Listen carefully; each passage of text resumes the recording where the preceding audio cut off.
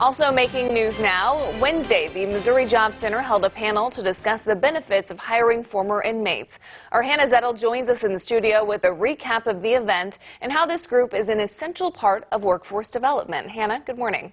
Good morning, Lauren. Confidence. That's what everybody needs to apply, interview for, and ultimately secure a job to provide for themselves. Finding this confidence is especially difficult for former inmates who expect immediate rejection from potential employers. Programs offered at the Missouri Job Center now aiming to combat that stigma. Inmates across Missouri are seen by many as an untapped talent pool and a vital piece of the state's workforce development puzzle.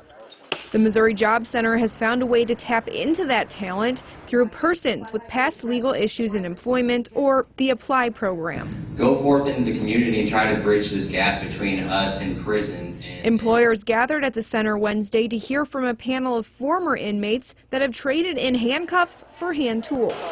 When wasn't I in jail really is the question. I was in. Like Tanner Devereaux, who has spent most of his adult life in and out of the system until now. I learned how to present myself, like I said, not as a felon, but as a person looking for a job, saying, hey, you know what, I made some mistakes, but that's not who I am today.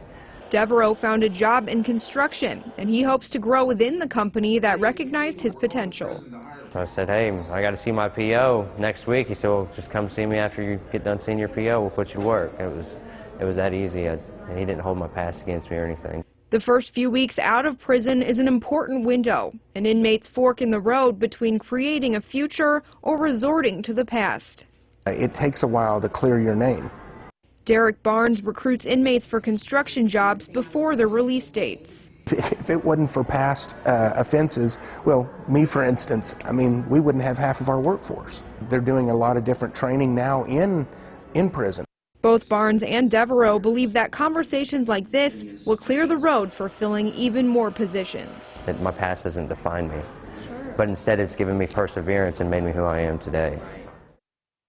Panelists also discussed ways to combat Missouri's high incarceration rate, as it has the 8th highest rate in the country. Events and programs like APPLY, which has a 70% success rate, are the Job Center's way of addressing that issue.